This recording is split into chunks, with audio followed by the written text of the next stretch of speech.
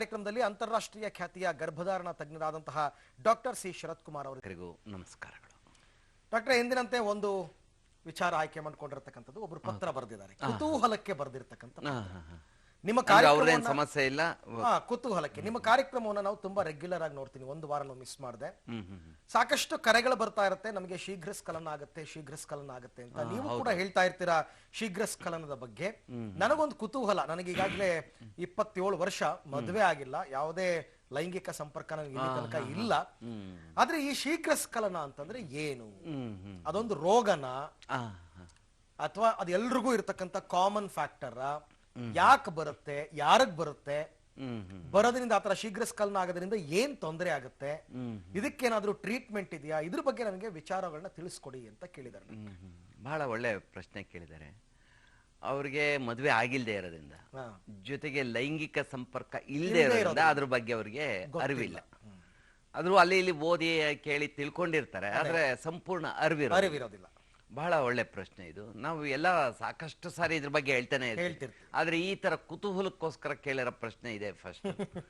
ಇದು ಎರಡನೇ ವಿಚಾರ ಅಂತಂದ್ರೆ, ಈ ಪುರುಷರಲ್ಲಿ ಲೈಂಗಿಕ ತೊಂದರೆಗಳಲ್ಲಿ ಅತ್ಯಂತ ಹೆಚ್ಚಿನ ತೊಂದರೆಗಳಲ್ಲಿ ಇದು ಒಂದು. ಮೊದಲನೇದು ನಿಮಿರ್ಕೆ ದೋಷ. ನಮಗೆ ಮಾತಿದ್ರೆ ಎವ್ರಿ ಆಲ್ಟರ್ನೇಟ್ ಕಲರ್ ನಿಮಿರ್ಕೆ ದೋಷ ಅಂತ ಹೇಳ್ತಾರೆ. ಅದ್ರಲ್ಲಿ ಅದನ್ನ ಬಿಟ್ರೆ ಅತ್ಯಂತ ಹೆಚ್ಚಾಗಿ ಕಂಡು ಬರ್ತಕ್ಕಂತಹ ನ್ಯೂನತೆ ಅಥವಾ ತೊಂದರೆ, ಕಾಯಿಲೆ ಅಂತ ಹೇಳಕ್ಕಾಗಲ್ಲ, ತೊಂದರೆ ಅಥವಾ ನ್ಯೂನತೆ ಅಂದ್ರೆ ಈ ಶೀಘ್ರ ಸ್ಖಲನ ಅಥವಾ ಪ್ರಿಮೆಚೂರ್ ಇಜಾಕ್ಯುಲೇಷನ್. ಈ ಪ್ರಿಮೆಚೂರ್ ಇಜಾಕ್ಯುಲೇಷನ್ ಅಥವಾ ಶೀಘ್ರ ಸ್ಖಲನ ಅಂದ್ರೆ, ಒಂದು ವ್ಯಕ್ತಿ, ಒಬ್ಬ ಪುರುಷ ತನ್ನ ಸಂಗಾತಿ ಜೊತೆ ಲೈಂಗಿಕ ಕ್ರಿಯೆಯಲ್ಲಿ ತೊಡಗಿಕೊಂಡಾಗ ಶಿಶ್ನುವನ್ನ ಯೋನಿ ಒಳಗಡೆ ಪ್ರವೇಶ ಮಾಡಿದ ನಂತರ ಆ ಫೋರ್ ಪ್ಲೇ ಲೆಕ್ಕಕ್ಕೆ ಬರೋದಿಲ್ಲ. ಸಂಭೋಗಕ್ಕಿಂತ ಮುಂಚೆ ಈ ರತಿ ಮುನ್ನತಿ ಅಂತ ಏನ್ ಹೇಳ್ತೀವಿ, ರೊಮ್ಯಾನ್ಸ್, ಅದು ಲೆಕ್ಕಕ್ಕೆ ಬರೋದಿಲ್ಲ. ಅದು ಎಷ್ಟೊತ್ತು ಮಾಡಿದ್ರು ಅದೇನು ಲೆಕ್ಕಕ್ಕೆ ಬರೋದು. ಒಂದ್ಸಾರಿ ಪ್ರವೇಶ ಮಾಡಿ ಈ ಥರ್ಸ್ಟಿಂಗ್ ಮೂಮೆಂಟ್ ಅಂದ್ರೆ ಅದನ್ನ ಶಿಶ್ನುವಿನ ಹಿಂದಕ್ಕೆ ಮುಂದಕ್ಕೆ ಘರ್ಷಣೆ ಮಾಡಿದ ನಂತರ, ಮಾಡಿದ ಕ್ಷಣದಿಂದ ಎಷ್ಟೊತ್ತು ಆತ ಸಂಭೋಗ ಮಾಡಬಲ್ಲ ಅನ್ನೋದೊಂದು ಪ್ರಶ್ನೆ. ಆ ವ್ಯಕ್ತಿ ತನಗೆ ತೃಪ್ತಿ ಆಗೋದಕ್ಕಿಂತ ಮುಂಚೆನೆ ಕಲಿಸ್ಬಿಟ್ರೆ, ಅಂದ್ರೆ ಅವನಿಗೆ ಇನ್ನೂ ಬೇಕಾಗಿತ್ತು ಅನ್ನೋದಕ್ಕಿಂತ ಮುಂಚೆನೆ ಕಲಿಸ್ಬಿಟ್ರೆ ಅದನ್ನ ಪ್ರಿಮೆಚೂರ್ ಇಜಾಕ್ಯುಲೇಷನ್ ಅಥವಾ ಶೀಘ್ರ ಸ್ಖಲನ ಅಂತ. ಅದಕ್ಕೆ ಟೈಮ್ ಬಾಂಡ್ ಇರುತ್ತೆ. ಮೊದಲನೇದು ಇದು ಮೊದಲನೇ ಡೆಫಿನೇಷನ್. ಎರಡನೇ ಡೆಫಿನೇಷನ್, ಸಂಗಾತಿಗೆ ತೃಪ್ತಿ ಪಡೋದಕ್ಕಿಂತ ಮುಂಚೆ ಸ್ಕಲಿಸಿದ್ರು ಅದು ಶೀಘ್ರ ಸ್ಖಲನ ಆಗುತ್ತೆ. ಈಗ ಒಂದು ಸ್ವಯಂ ತೃಪ್ತಿ, ಈಗ ಸಂಭೋಗ ಮಾಡೋದು ಸಾಮಾನ್ಯವಾಗಿ ಒಬ್ಬ ಪುರುಷ ಸಂಭೋಗ ಮಾಡೋದು ಅಥವಾ ಮಹಿಳೆ ಸಂಭೋಗ ಮಾಡೋದು ಎರಡು ಕ್ರಿಯೆ. ಒಂದು ತನ್ನ ತೃಪ್ತಿಗೆ, ಎರಡನೇದು ತನ್ನ ಸಂಗಾತಿಯನ್ನ ತೃಪ್ತಿ ಪಡಿಸೋದು. ಅಂದ್ರೆ ಮಹಿಳೆ ಆಗ್ಬೋದು, ಪುರುಷ ಆಗ್ಬೋದು. ಸೊ ಎರಡೂ ಕಾರಣ ಇರುತ್ತೆ. ಇನ್ನು ಮೂರನೇ ಕಾರಣ ಇದೆ, ರಿಪ್ರೊಡಕ್ಷನ್, ಸಂತಾನೋತ್ಪತ್ತಿ. ಸೊ ಮೂರು ಕಾರಣದಲ್ಲಿ ಸಂಭೋಗ ಕ್ರಿಯೆ ನಡೀತಾ ಇರ್ತದೆ. ಇದರಲ್ಲಿ ಮೊದಲನೇ ಒಂದು ಏನಿದೆ, ತನ್ನ ಆಸೆ ಇನ್ನು ತೀರೋದಕ್ಕಿಂತ ಮುಂಚೆನೆ ಕಲಿಸ್ಬಿಟ್ರೆ, ಅಂದ್ರೆ ಊಟ ಮಾಡೋದಕ್ಕಿಂತ ಮುಂಚೆನೆ ಹೊಟ್ಟೆ ತುಂಬೋದಂಗ ಆಗೋಗ್ಬಿಟ್ರೆ, ಅವಾಗ ಏನಾಗುತ್ತೆ, ಅದನ್ನ ಶೀಘ್ರ ಸ್ಖಲನ ಅಂತೀವಿ. ಅಥವಾ ಸಂಗಾತಿಗೆ ತೃಪ್ತಿ ಪಡಿಸೋಕ್ಕಾಗದೇ ಇದ್ರು ಅದನ್ನ ಶೀಘ್ರ ಸ್ಖಲನ ಅಂತೀವಿ. ಸಾಮಾನ್ಯವಾಗಿ ಒಂದು ಕಪಲ್, ಒಂದು ದಂಪತಿಗಳು ಅಥವಾ ಒಂದು ಲೈಂಗಿಕ ಕ್ರಿಯೆಯಲ್ಲಿ ತೊಡಗಿರತಕ್ಕಂತಹ ಸಂಗಾತಿಗಳು, ಪುರುಷ ಶಿಶ್ನುವನ್ನ ಯೋನಿ ಒಳಗಡೆ ಇಟ್ಟು ಘರ್ಷಣೆ ಆರಂಭಿಸಿದ ನಂತರ 3 ರಿಂದ 5 ನಿಮಿಷ ಸತತವಾಗಿ ಅಲ್ಲಿ ಬ್ರೇಕ್ ಕೊಟ್ಟಲ್ಲ, ಸತತವಾಗಿ ಆತ ಸಂಭೋಗ ಮಾಡಿದ್ರೆ ಅದು ನಾರ್ಮಲ್ ಅನ್ಬೋದು. 3 ರಿಂದ 5 ನಿಮಿಷ ಆತ ಸತತವಾಗಿ ಸಂಭೋಗ ಮಾಡಿದ್ರೆ ಅದನ್ನ ನಾರ್ಮಲ್ ಅನ್ಬೋದು. ಇನ್ನು ಜಾಸ್ತಿ ಮಾಡ್ಬೋದು, ಮಾಡಬಾರ್ದು ಅಂತ ಏನಿಲ್ಲ.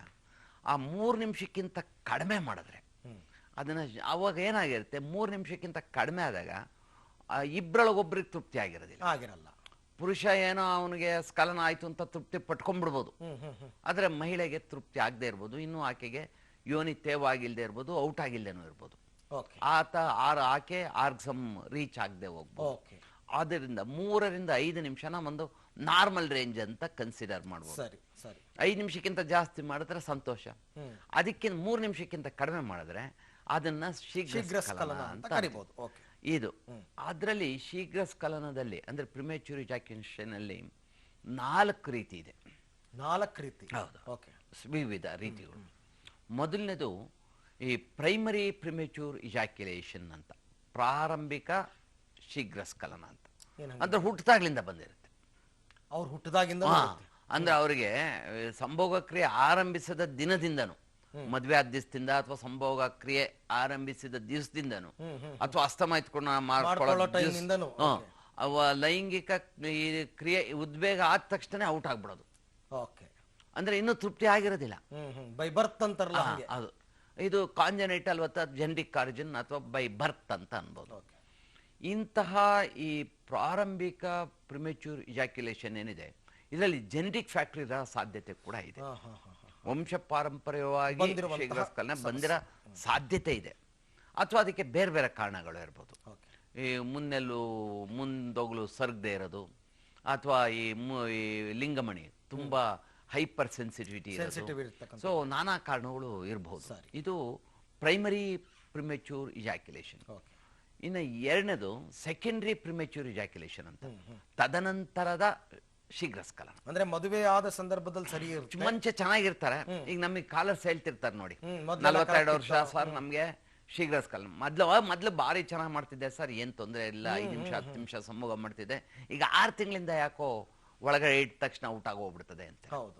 ಇದು ತದನಂತರದ ಪ್ರಿಮೇಚೂರ್ ಇಜಾಕ್ಯುಲೇಷನ್, ಅಂದ್ರೆ ಸೆಕೆಂಡರಿ ಪ್ರಿಮೇಚೂರ್ ಇಜಾಕ್ಯುಲೇಷನ್. ಇದಕ್ಕೆ ಕಾರಣ ಬೇರೆ ಬೇರೆ ಇರ್ಬೋದು. ಮೊದಲೆಲ್ಲ ಬಹಳ ಚೆನ್ನಾಗಿ ರೊಮ್ಯಾನ್ಸ್ ಮಾಡಿಕೊಂಡು ಸಂಗಾತಿ ಜೊತೆ ಚೆನ್ನಾಗಿ ಸಂಭೋಗ ಕ್ರಿಯೆನಲ್ಲಿ ಮಾಡ್ಕೊಳ್ತಿದ್ದರಿಗೆ ಸಡನ್ ಆಗಿ ಯಾಕೋ ಡೌನ್ ಆಗೋಗುತ್ತೆ. ಇದಕ್ಕೆ ಬೇಕಾದಷ್ಟು ಕಾರಣಗಳಿರ್ಬೋದು. ಈ ಶುಗರ್ ಬಂದಿರ್ಬೋದು, ಡಯಾಬಿಟಿಸು, BP ಬಂದಿರ್ಬೋದು, ಅಥವಾ ಇನ್ಯಾವುದೋ ಒಂದು ಕಾಯಿಲೆ ಬಂದಿರ್ಬೋದು, ಅಥವಾ ಜನನೇಂದ್ರಿಯಗಳಲ್ಲಿ ಏನೋ ಲೈಂಗಿಕ ರೋಗ ಬಂದಿರ್ಬೋದು, ಅಲ್ಲಿ ಸ್ಪರ್ಶತೆ ಜಾಸ್ತಿ ಆಗ್ಬಿಟ್ಟಿರ್ಬೋದು. ಅಂದ್ರೆ ಈ ಇನ್ಫ್ಲಮೇಷನ್ ಆಗ್ಬಿಟ್ಟು, ಇನ್ಫೆಕ್ಷನ್ಸ್ ಆಗ್ಬಿಟ್ಟು ಉರಿಯಾಗಿ ಉರಿ ಮೂತ್ರ ಆಗಿರ್ಬೋದು, ಈ ಥರದ್ದು ಕಾಯಿಲೆಗಳು. ಅಥವಾ ಎರಡನೇದು ಇದು ಭೌತಿಕ ತೊಂದರೆಗಳು, ಅಂದ್ರೆ ಶಾರೀರಿಕ ತೊಂದರೆಗಳು, ಫಿಸಿಕಲ್ ಪ್ರಾಬ್ಲಮ್ಸ್. ಎರಡದು ಬಹಳ ಮುಖ್ಯವಾದ್ದು ಅಂದ್ರೆ ಮಾನಸಿಕ ತೊಂದರೆಗಳು. ಮಾನಸಿಕ ತೊಂದರೆನಲ್ಲಿ ಸ್ಟ್ರೆಸ್ ಮತ್ತು ಆಂಗ್ಸೈಟಿ, ಆತಂಕ ಮತ್ತು ದುಗುಡ, ಈ ಒತ್ತಡ, ಮಾನಸಿಕ ಒತ್ತಡ, ತಾನು ಪರ್ಫಾರ್ಮ್ ಮಾಡಬೇಕು, ತಾನು ಜಯಿಸಲೇಬೇಕು, ತಾನು ಮಾಡಲೇಬೇಕು ಅನ್ನೋ ಒಂದು ಒತ್ತಡ. ಯಾವುದೇ ಒಂದು ವ್ಯಕ್ತಿ ಒತ್ತಡಕ್ಕೆ ಸಿಕ್ಕಾಕೊಂಡಾಗ ಅವನ ಪರ್ಫಾರ್ಮೆನ್ಸ್ ಕಡಿಮೆ ಆಗೋಗುತ್ತೆ. ಉದಾಹರಣೆಗೆ ಒಬ್ಬ ವಿದ್ಯಾರ್ಥಿ ಒತ್ತಡದಲ್ಲಿ ಸಿಕ್ಕಾಕೊಂಡು ವೈಭವಿಸಿ ಮೌಖಿಕ ಪರೀಕ್ಷೆಗೆ ಕೂತ್ಕೊಂಡಾಗ ಅವನಿಗೇನು ಜ್ಞಾಪಕ ಬರಲ್ಲ, ಬ್ಲ್ಯಾಂಕ್ ಆಗೋದು. ಏಕೆಂದ್ರೆ ಒತ್ತಡ, ಪಾಸ್ ಆಗ್ತೀನೋ ಇಲ್ವೋ, ನಾನು ಉತ್ತರ ಕರೆಕ್ಟೋ ಇಲ್ವೋ, ಉತ್ತರ ಗೊತ್ತಿದೆ, ಹೇಳೋದಕ್ಕೆ ಹಂಚ್ತಾ ಇರ್ತಾರೆ. ಯಾಕೆಂದ್ರೆ ತಪ್ಪಾಗ್ಬಿಟ್ಟು 0 ಮಾರ್ಕ್ಸ್ ಕೊಟ್ಬಿಟ್ರೆ, ಫೇಲ್ ಮಾಡ್ಬಿಟ್ರೆ, ಸುಮ್ಮನೆ ಕೂತಿದ್ರೆ ಬೆಟ್ರು ಅಂತ ಸುಮ್ಮನೆ ಕೂತ್ಕೊಂಡ್ಬಿಡ್ತಾರೆ. ಇದು ಒತ್ತಡ. ಇದೇ ರೀತಿ ಒತ್ತಡಕ್ಕೆ ಸಿಕ್ಕಾಕೊಂಡಾಗ ಯಾವುದೇ ರೀತಿ ಆಗಿರ್ಬೋದು, ಈ ಒಂದು ಮಾನಸಿಕ ಒತ್ತಡದಲ್ಲಿ ಆತನಿಗೆ ಯಾವುದೋ ತೊಂದರೆಯಲ್ಲಿ ಸಿಕ್ಕಾಕೊಂಡಿರ್ಬೋದು, ಆತ ಕೆಲಸ ಮಾಡ್ತಿರೋ ಒಂದು ಯಾವುದೋ ಕಚೇರಿನಲ್ಲಿ ಅವರ ಮೇಲಧಿಕಾರಿಗಳು ಬಂದು ಕರೆದು ಸಿಕ್ಕಾಪಟ್ಟೆ ಬೈದ್ ಬಿಟ್ಟಿರ್ಬೋದು, ಒತ್ತಡದಕ್ಕೆ ಸಿಕ್ಕಾಕೊಂಡಿರ್ಬೋದು, ಅಥವಾ ಫೈನಾನ್ಷಿಯಲ್ ಕ್ರೈಸಿಸ್, ಸಿಕ್ಕಾಪಟ್ಟೆ ಸಾಲ ಮಾಡ್ಬಿಟ್ಟು ಅದನ್ನು ವಾಪಸ್ ಕೊಡಕ್ಕಾಗದೆ ತೊಂದರೆ, ಅಥವಾ ಎನ್ವೈರನ್ಮೆಂಟಲ್ ಫ್ಯಾಕ್ಟರ್ಸ್ ಇರ್ಬೋದು. ಒತ್ತಡಕ್ಕೆ ಸಿಕ್ಕಾಕೊಂಡಾಗ ಆ ಒತ್ತಡ ಕ್ರಿಯೆಯಲ್ಲಿ ಸಂಭೋಗ ಮಾಡಿದಾಗ ಬೇಗ ಔಟ್ ಆಗೋಗುತ್ತೆ, ಕಂಟ್ರೋಲ್ ಇರೋದಿಲ್ಲ. ಬಟ್ ಒತ್ತಡ ಇದ್ದಾಗ ನಿಮಿರುವಿಕೆನೇ ಆಗಲ್ಲ ಅಂತ ಕೆಲವರು. ಎರಡೂ ಆಗುತ್ತೆ. ಹೌದೌದು, ಖಂಡಿತ ನೀವು ಹೇಳಿದ್ದು 100% ಸತ್ಯ. ನಿಮಿರಿಕೆನೂ ಕಡಿಮೆ ಆಗಿರುತ್ತೆ, ನಿಮಿರಿಕೆ ಆದ್ರೂ ಅದು ಸಾಕಷ್ಟು ಹೊತ್ತು ನಿಂತ್ಕೊಳ್ಳೋದಿಲ್ಲ. ಓಕೆ, ಒಬ್ರು ಕಾಲರ್ ರೆಡಿ ಇದ್ದಾರೆ, ಮಾತಾಡ್ಸ್ಬೋದು ಡಾಕ್ಟ್ರೆ.